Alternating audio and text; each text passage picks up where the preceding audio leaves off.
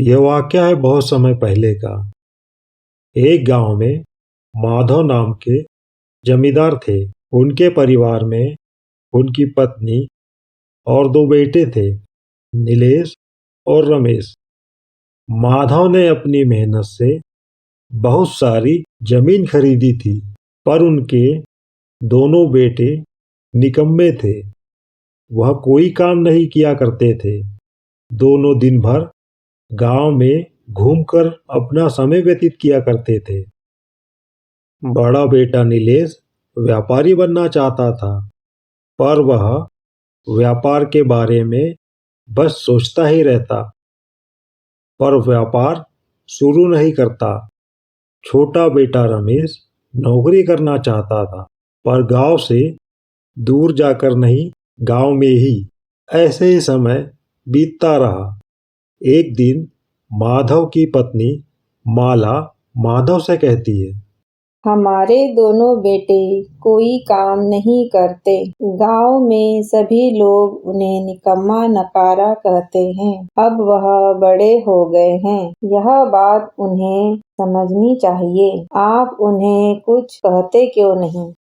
मैं जब उनकी उम्र का था तब दूसरों के खेतों में खूब मेहनत किया करता था, और उसी मेहनत के कारण मैंने इतनी जमीन खरीदी। पर ये दोनों खुद की जमीन पर भी खेती नहीं कर रहे और ना ही कोई दूसरा काम करते हैं।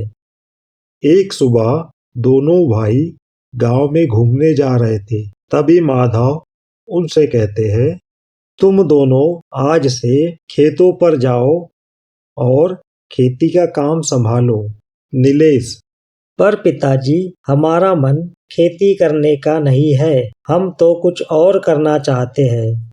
माधव, तुम बस सोचते ही हो, कोई काम करते नहीं। तो अब बस बहुत हो गया, दोनों खेतों पर जाओ। उनका मन खेती करने का नहीं था, पर आज उन्हें खेतों पर जाना पड़ा। वह दोनों खेत जाते हैं और वहां दिन भर खेतों का काम करते हैं। अब रोज वह खेतों पर जाते, पर उनका मन तो खेती करने का था ही नहीं, तो वह फसलों पर उतना ध्यान नहीं दे रहे थे। ऐसे ही समय बीतता रहा। उनकी फसल अब तैयार थी, पर इस बार फसल कम हुई थी। दोनों ने मेहनत जो कम की थी। माधव उनसे कहते हैं, इस बार फसल कम हुई है, तुम दोनों ने खेतों पर ध्यान नहीं दिया। चलो कोई बात नहीं, तुम दोनों ने कुछ काम तो किया, इस बार फसल तुम्हें ही बेचनी है। ऐसा माधव कहते हैं। अगले दिन फसल खरीदने एक व्यापारी गांव में आता है। दोनों भाई व्यापारी से फसल का सौदा करते हैं। नीलेश व्यापारी से कहता है, भाई, तुम तो गांव-गांव घूमते होंगे, बहुत अनुभव होगा तुम्हें। मुझे कोई ऐसा व्यापार बताओ जो मैं गांव में रहकर कर सकूं।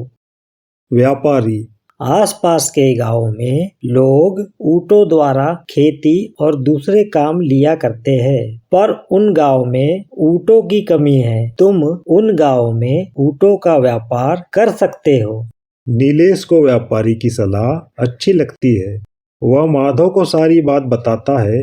माधव नीलेश से कहते हैं, बेटा, ये व्यापार करने में कोई बुराई नहीं है, अच्छा व्यापार है। तुम व्यापार शुरू कर सकते हो, पर ध्यान रहे, व्यापार की शुरुआत में अधिक पूंजी मत लगाना। पहले कम पूंजी से ही शुरुआत करो। अगले दिन नीलेश ऊँट ले आता है और पास के गांव में ले जाता है। नीलेश अब व्यापार पर बहुत मेहनत और मन लगाकर काम करता है। ऐसे ही समय बीतता गया और नीलेश एक सफल व्यापारी बन गया, पर रमेश अभी भी कुछ नहीं कर रहा था। एक दिन माधव रमेश से कहते हैं, बेटा, तुम्हारा बड़ा भाई अब एक सफल व्यापारी है, तुम्हें भी कुछ करना होगा। रमेश, पिताजी, पर गांव में तो नौकरी मुझे मिलेगी ही नहीं। आप ही बताओ, मैं गांव में क्या कर सकता हूँ। बेटा, हमारे पास इतने खेत है पर अब उस पर कोई ध्यान ही नहीं दे रहा है। तुम खेती ही करो। मुझे तुम पर विश्वास है। तुम भी अपने बड़े भाई की तरह ही सफल होंगे। माधव के समझाने पर रमेश खेती करने के लिए तैयार हो जाता है और खूब मेहनत करता है। अब उसका मन खेती में लगने लगा था।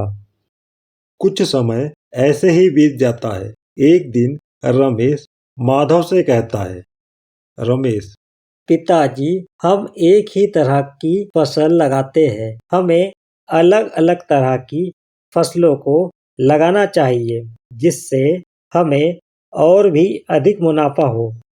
माधव, बेटा, तुम पढ़े लिखे हो, तुम्हें इस बारे में अधिक ज्ञान होगा। तुम्हें जैसा सही लगे वैसा ही करो।